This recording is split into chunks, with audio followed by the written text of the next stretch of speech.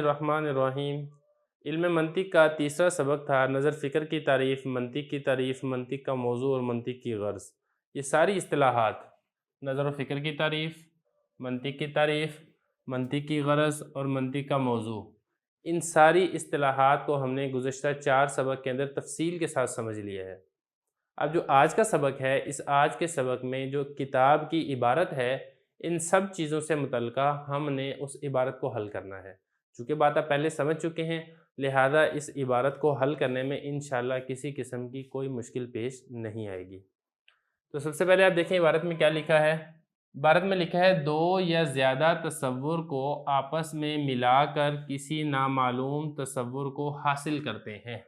2 یا زیادہ تصور کو مطلب 2 یا زیادہ معلوم تصور کو ملا کر نامعلوم تصور کو حاصل کرتے ہیں۔ وہی بات جو میں پہلے کر چکا ہوں۔ مثال کے طور پہ تم کو حیوان کا علم ہے اور ناطق کا، یہ 2 تصور ہیں۔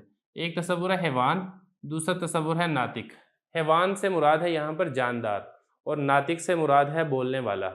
یہ 2 تصور آپ کو معلوم تھے۔ بالفرض آپ کو نہیں معلوم تھا کہ انسان کس کو کہتے ہیں، تو انسان ایک نامعلوم تصور تھا۔ اب آپ کے پاس کچھ معلوم تصورات تھے۔ مثال کے طور پہ ایک تصور تھا حیوان جاندار، دوسرا تصور تھا ناطق بولنے والا، تیسرا تصور تھا ساحل ہنہنانے والا، وغیرہ وغیرہ۔ تو آپ نے یہ 2 تصور کو ملایا تو آپ کو حیوان ناطق کا علم ہو گیا کہ انسان چونکہ وہ بولنے والا ہے، لہذا انسان حیوان ناطق ہے۔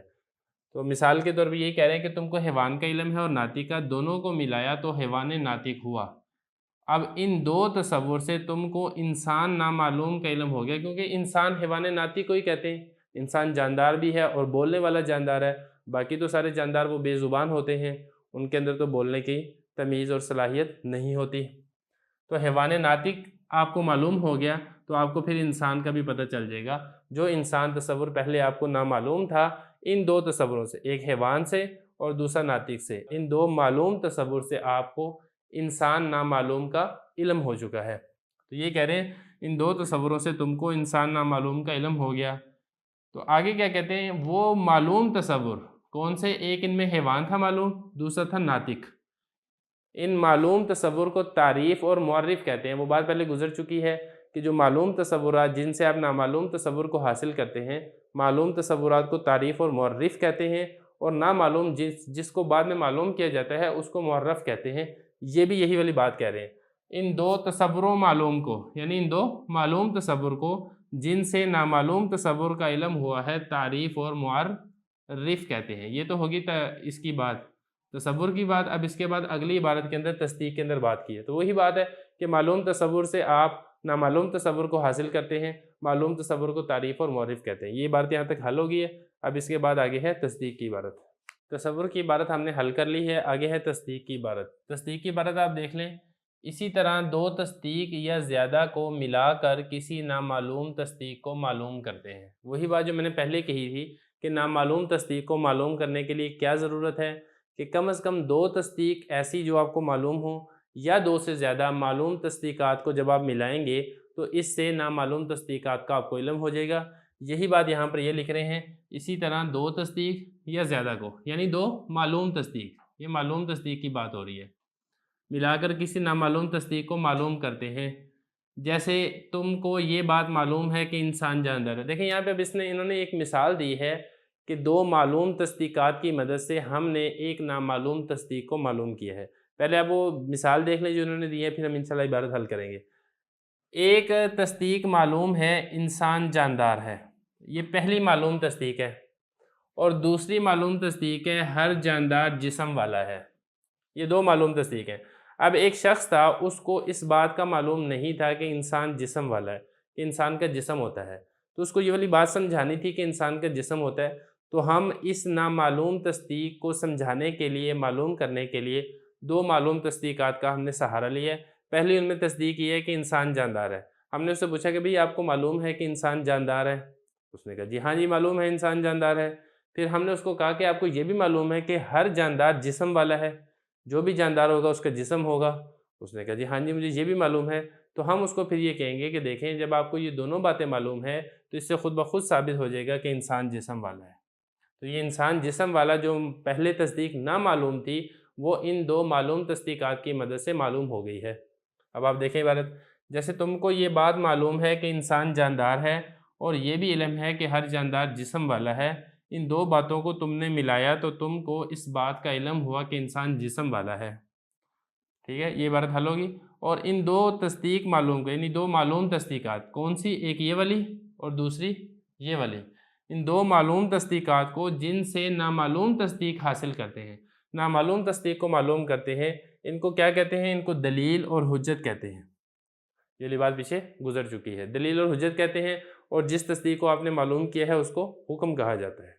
تصور کی عبارت ہم نے حل کر لی تھی، تصدیق کی عبارت ہم نے حل کر لی تھی، اس کے بعد آگے ہے منطق کی تعریف اور منطق کا موضوع اور نظر و فکر کی تعریف۔ اب یہ دیکھیں بتا رہے ہیں، اس طرح دو علموں یا زیادہ کو ملا کر کسی شے نامعلوم کے معلوم کرنے کو فکر اور نظر کہتے ہیں۔ تو اس میں نظر اور فکر کی تعریف کی جا رہی ہے۔ دیکھیں میں نے آپ کو یہ والی بات واضح کر دی تھی کہ جن معلوم تصورات کی مدد سے نامعلوم تصور کو معلوم کرتے ہیں، یہ اسی طرح جن معلوم تصدیقات کی مدد سے نامعلوم تصدیقات کو معلوم کرتے ہیں۔ تو ضروری نہیں ہوتا کہ صرف وہی معلوم تصورات ہوں، وہی معلوم تصدیقات ہوں جن کے ذریعے سے آپ نامعلوم تصور، نامعلوم تصدیق کو معلوم کرتے ہیں، بلکہ ایسا بھی ہوتا ہے کہ تصورات کافی زیادہ ہوتے ہیں اور تصدیقات کافی زیادہ ہوتی ہیں معلوم، تو ان میں سے صحیح تصورات کو منتخب کرنا، صحیح تصدیقات کو منتخب کرنا جو آپ کو صحیح معلوم تصور تک لے جائیں اور صحیح معلوم تصدیق تک لے جائیں، تو اس غور و فکر کرنے کو نظر و فکر کہتے ہیں۔ تو انہوں نے اپنے کچھ الفاظ دوسرے ہیں، لیکن بات اور خلاصہ وہی ہے جو میں نے آپ کو وہاں پر سمجھا دیا تھا۔ دو علموں کو یا زیادہ کو ملا کر، یعنی دو معلوم تصورات کو، علموں سے مراد یہاں پہ معلوم تصور یا معلوم تصدیقات، دو بھی ہو سکتے ہیں، دو سے زیادہ بھی ہو سکتے ہیں، کم از کم دو کا ہونا ضروری ہے۔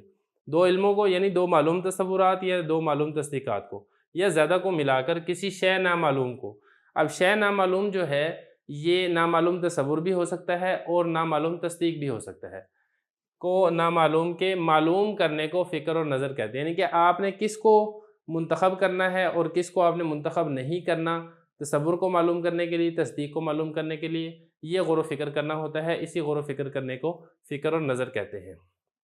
یہ تو ہو گیا نظر اور فکر کی تعریف۔ اب آگے کہہ رہے ہیں کبھی اس ملانے اور ترتیب میں غلطی بھی ہو جاتی ہے، ایسی غلطی کی اصلاح جس علم سے ہو وہ منطق ہے۔ وہی بات ہے، آسان بات ہے جو میں پیچھے کر چکا ہوں کہ نظر و فکر کرنے میں، غور و فکر کرنے میں کن تصورات کو آپ نے منتخب کرنا ہے، کن تصدیقات کو آپ نے منتخب کرنا ہے، اس کے ملانے میں، ترتیب دینے میں کون سی تصدیق کو پہلے لے کر آنا ہے، کون سی کو بعد میں لے کر آنا ہے، کبھی غلطی بھی ہو جاتی ہے۔ تو اس غلطی کی اصلاح جس علم سے ہوتی ہے اس علم کو علم منطق کہا جاتا ہے۔ تو خلاصہ یہ نکلا، پس منطق وہ علم ہے جس سے کسی شے کی تعریف اور دلیل بنانے میں خطا سے حفاظت ہو۔ کسی شے کی تعریف بنانے میں مطلب یہ کہ معلوم تصور کی مدد سے نامعلوم تصور کو معلوم کرنے میں غلطی سے حفاظت ہو جس علم میں، یا اسی طریقے سے کسی معلوم تصدیقات کی مدد سے نامعلوم تصدیقات کو معلوم کرنے میں غلطی سے حفاظت ہو جس کو دلیل اور حجت کہتے ہیں۔ تو تعریف سے مراد تصور، اور دلیل تو آپ کو معلوم ہے، تصدیق معلوم کو دلیل کہا جاتا ہے۔ اس میں جس غلطی سے حفاظت ہوتی ہے جس علم میں، اس کو علم منطق کہا جاتا ہے۔ تصور کی عبارت ہم نے حل کر لی تھی، تصدیق کی عبارت ہم نے حل کر لی تھی، منطق کی تعریف ہم نے حل کر لی تھی۔ آگے ہے منطق کی غرض۔ اس عبارت کو آپ دیکھ لیں، اور غرض اس علم کی فکر اور غور کا صحیح ہونا ہے۔ دیکھیں جو اس میں بات پیچھے گزری تھی کہ معلوم تصورات اور معلوم تصدیقات، ان کو ملانے اور ترتیب دینے سے ہم نامعلوم تصور اور نامعلوم تصدیق کو معلوم کرتے ہیں، تو اس ترتیب دینے میں، ملانے میں غلطی نہ ہو جائے، اس غلطی سے بچانا، یہی اس علم منطق کی غرض ہے۔ یہی بتایا، غرض اس علم کی فکر اور غور کا صحیح ہونا ہے کہ آپ صحیح طریقے سے مقدمات کو ملائیں اور صحیح طریقے سے مقدمات کے ملانے کے نتیجے میں آپ حکم تک پہنچیں۔ اس کے بعد سمجھو کہ جس شے کے حالات سے کسی علم میں بحث ہو وہ شے اس علم کا موضوع ہے۔ اب آگے جو عبارت ہے، اس عبارت میں موضوع کی تعریف کریں کہ موضوع کہتے کس کو ہیں۔ تو موضوع کے بارے میں بتایا کہ جس چیز کے حالات سے کسی علم کے اندر بحث کی جاتی ہے وہی چیز اس علم کا موضوع ہوتی ہے۔ جیسے کہ میں نے جب اس کا سبق پڑھایا تھا اس وقت میں نے آپ کو 2-3 مثالیں دی تھی، علم تفسیر کی مثال دی تھی، علم حدیث کی ہم نے مثال دی تھی۔ تو یہ وہ بتا رہے ہیں کہ جس شے کے حالات سے کسی علم میں بحث ہو وہ شے اس علم کا موضوع ہے۔ تو منطق کا موضوع کیا ہوگا؟ منطق کا موضوع وہ تعریفات سے مراد معلوم تصورات، اور دلیلوں سے مراد معلوم تصدیقات جن کے ذریعے سے نامعلوم تصدیق تک پہنچتے ہیں۔ وہ تعریفات اور دلیلیں ہیں جن سے نہ جانے ہوئے تصور اور نہ جانی ہوئی تصدیق کا علم حاصل ہو۔ تو چونکہ معلوم تصورات سے ہم نامعلوم تصور کا علم حاصل کرتے ہیں، معلوم تصدیقات سے ہم نامعلوم تصدیق کا علم حاصل کرتے ہیں، تو خلاصہ یہ نکلا کہ یہی اس کے علم کا موضوع ہے، یعنی معلوم تصورات اور معلوم تصدیقات، کیونکہ ساری بحث ہی ان دو سے متعلقہ ہوتی ہے جس کے ذریعے سے ہم نامعلوم تصور اور نامعلوم تصدیق تک پہنچتے ہیں۔ تو یہاں تک جو ہمارا سبق سوم تھا اس کی مکمل عبارت حل ہو گئی ہے۔ اب اس کے بعد اگلی ویڈیو کے اندر ہم جو اس کے مشقی سوالات ہیں ہم اس کو حل کریں گے۔